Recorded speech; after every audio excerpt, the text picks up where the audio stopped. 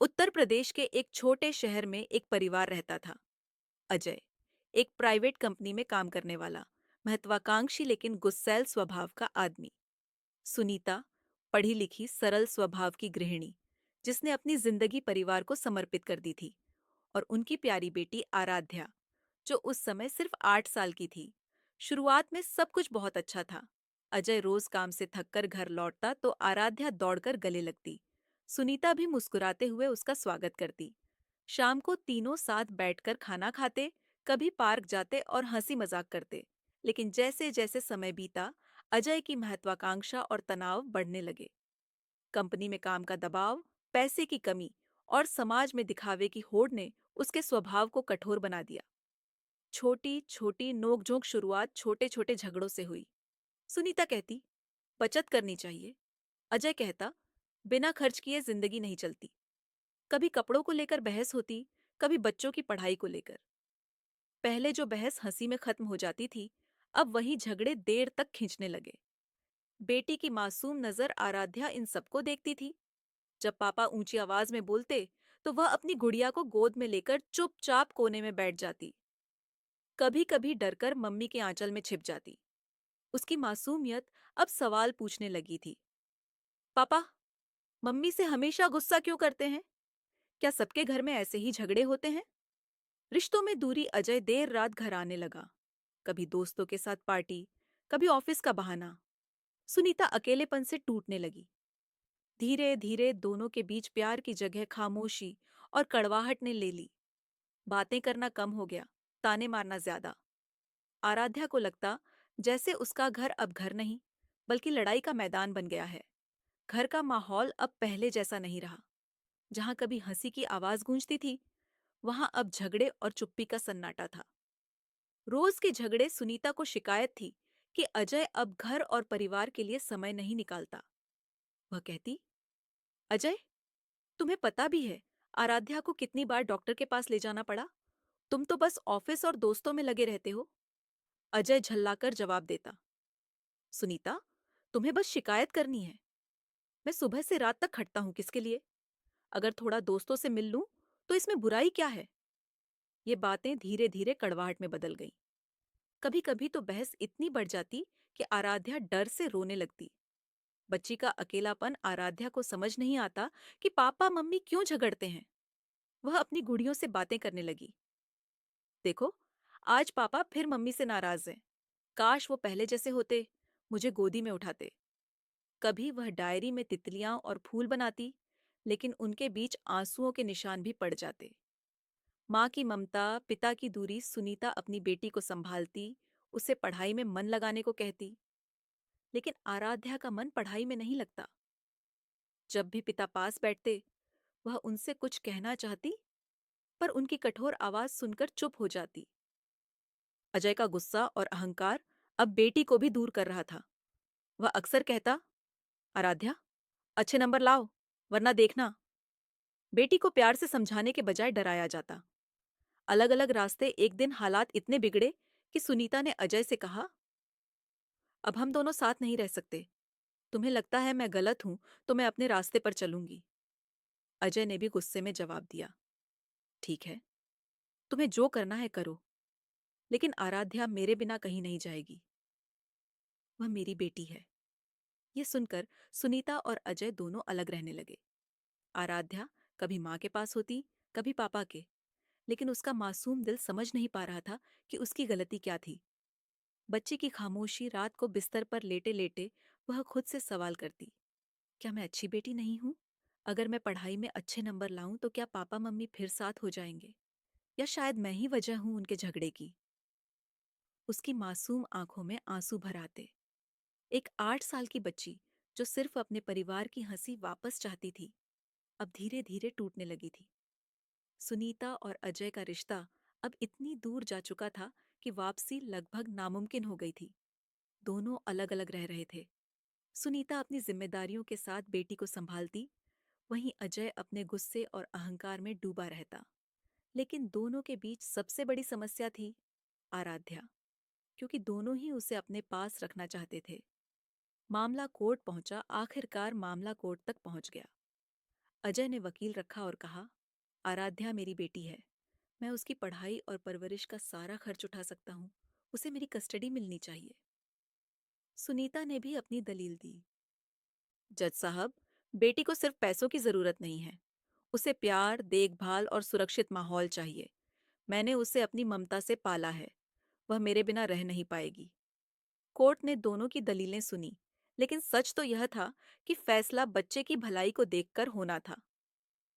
बच्ची की उलझन आराध्या के लिए यह सब एक बुरा सपना था। वह सोचती, मैं क्यों नहीं दोनों के साथ रह सकती? क्यों मुझे चुनना पड़ेगा कि मैं मम्मी के पास रहूं या पापा के? जब वकील और जज उसके सामने बातें करते, तो उसे कुछ समझ नहीं आता। बस इतना पता था कि यह सब उसके बारे में हो रहा है। पिता का लालच, माँ का दर्द। अजय बार बार कहता, मेरे पास अच्छा पैसा है, मैं बेटी को बड़े स्कूल में पढ़ाऊंगा, उसे हर सुख सुविधा दूंगा। लेकिन सुनीता की आंखों में आंसू थे। बेटी को सिर्फ पैसे नहीं चाहिए, उसे ममता चाहिए, जिसे अजय कभी समझ ही नहीं पाया। आराध्या की चुप्पी कोर्ट की तारीखें बढ़ती रहीं। हर सुनवाई में आराध्या को भी लाया जाता। वह कोने में बैठकर सब सुनती, लेकिन कुछ कह नहीं पाती। रात को माँ के पास आकर पूछती, मम्मी, कोर्ट क्यों पूछता है कि मैं किसके साथ रहना चाहती हूँ? मैं तो बस चाहती हूँ कि आप दोनों फिर साथ रहें। सुनीता उसे गले लगाकर रो पड़ती। बेटा, कभी कभी बड़े लोग ऐसी गलतियां कर बैठते हैं जिनकी सजा मासूम बच्चों को मिलती है। बड़ा दिन आखिर वह दिन आया जब कोर्ट ने कहा, अब हम बच्ची से ही पूछेंगे। उसे अपना मन बताना होगा कि वह किसके साथ रहना चाहती है। यह सुनकर पूरा कोर्टरूम सन्न रह गया। सबकी निगाहें 8 साल की मासूम आराध्या पर टिक गईं। उसके नन्हे दिल पर एक ऐसा बोझ आ गया जो शायद बड़े बड़े लोग भी सहन न कर पाते। वह सोच रही थी, अगर मैं मम्मी का नाम लूंगी तो पापा नाराज हो जाएंगे, और अगर पापा का नाम लूंगी तो मम्मी अकेली रह जाएंगी। उसकी मासूम आंखों से आंसू बहने लगे। कोर्ट रूम खचाखच भरा हुआ था। जज अपनी गंभीर आवाज में बोले, बेटी, तुम बताओ, तुम किसके साथ रहना चाहती हो? पूरा कमरा सन्नाटे में डूब गया। सबकी नजरें उस 8 साल की मासूम बच्ची पर टिक गईं। मासूम की धड़कनें आराध्या कांप रही थीं। उसके छोटे छोटे हाथों में पसीना आ गया। उसकी आंखें एक बार माँ की ओर गईं, फिर पिता की ओर। दोनों उसे देख रहे थे, एक उम्मीद से, दूसरा प्यार से। उसने गहरी सांस ली और कांपती आवाज में बोली, मैं अपने पिता के साथ नहीं जाऊंगी। ये सुनते ही कोर्ट रूम में सन्नाटा छा गया। अजय हक्का बक्का रह गया। सुनीता की आंखों से आंसू बह निकले। जज ने हैरानी से बच्ची की तरफ देखा। बेटी, ऐसा क्यों कह रही हो? आराध्या रोते हुए बोली, पापा मुझे अच्छे खिलौने दिलाते हैं, मुझे बड़ा स्कूल भी भेजेंगे। लेकिन पापा मम्मी को हमेशा डांटते हैं, रुलाते हैं। जब पापा घर में गुस्सा करते हैं तो मुझे बहुत डर लगता है। मम्मी मुझे प्यार से समझाती हैं, गले लगाती हैं। मम्मी के बिना मैं जी ही नहीं सकती। उसकी मासूम आवाज कोर्टरूम की दीवारों से टकराकर गूंज उठी। हर किसी की आंखें नम हो गईं। अजय की आंखें भर आईं।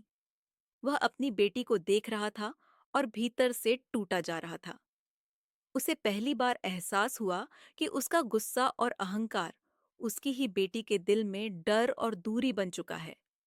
वह सोचने लगा, मैंने बेटी को सुख सुविधाएं देने की बात की, लेकिन प्यार और सुरक्षा देना तो भूल ही गया। सुनीता ने आगे बढ़कर अपनी बेटी को गले से लगा लिया। उसने जज से कहा, जज साहब, यही है सच।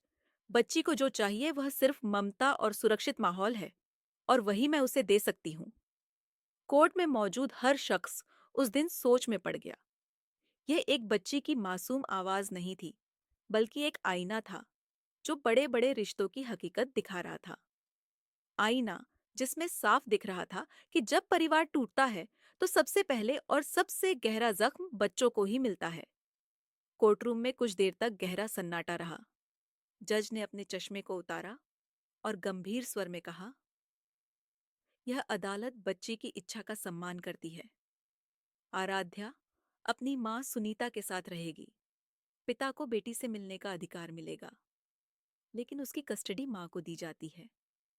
जैसे ही यह शब्द गूंजे, सुनीता की आंखों से आंसू बह निकले।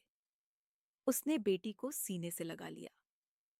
आराध्या ने भी राहत की सांस ली, जैसे उसके छोटे से दिल का बोझ उतर गया हो। अजय की आंखों में पछतावे की लकीरें थीं। वह अपनी बेटी की ओर बढ़ा, लेकिन बेटी उसके पास आकर बस इतना बोली, पापा, मुझे आपसे डर लगता है। आप मम्मी को मत रुलाना। ये सुनकर अजय के सीने पर किसी ने पत्थर रख दिया हो। वह समझ गया कि उसने अपनी जिद और गुस्से में सबसे कीमती चीज खो दी, अपनी बेटी का भरोसा। फैसले के बाद सुनीता और आराध्या हाथ पकड़कर कोर्ट से बाहर निकली। सुनीता ने बेटी से कहा, बेटा, अब हम दोनों मिलकर एक नया जीवन शुरू करेंगे। तू मेरी ताकत है। आराध्या मुस्कुराई और बोली, और आप मेरी दुनिया हो मम्मी। पिता की सीख। अजय कोर्ट की सीढ़ियों पर अकेला बैठा रहा। वह सोचता रहा, काश मैंने पैसे और अहंकार से ज्यादा प्यार को अहमियत दी होती, तो शायद आज मेरी बेटी मुझसे दूर न होती। उसकी आंखों से आंसू बह निकले, लेकिन अब बहुत देर हो चुकी थी। इस घटना की चर्चा पूरे शहर में हुई। लोग कहते, देखो, जब परिवार टूटता है तो सबसे ज्यादा दर्द बच्चों को झेलना पड़ता है। उनका बचपन, उनकी मासूमियत दांव पर लग जाती है। अगर परिवार में सम्मान और संवाद बना रहे, तो कोई रिश्ता कभी नहीं टूटेगा।